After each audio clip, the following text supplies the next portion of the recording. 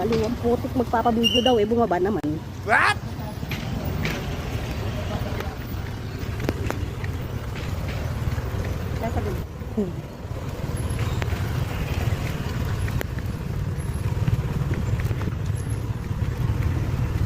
Paunahin ko na yung 4 wheels guys.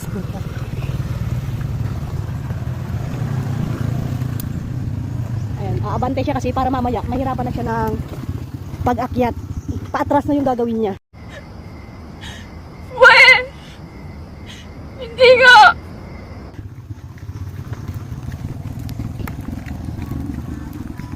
Ayan guys, nakarating na naman tayo ng Casa Pellegrin.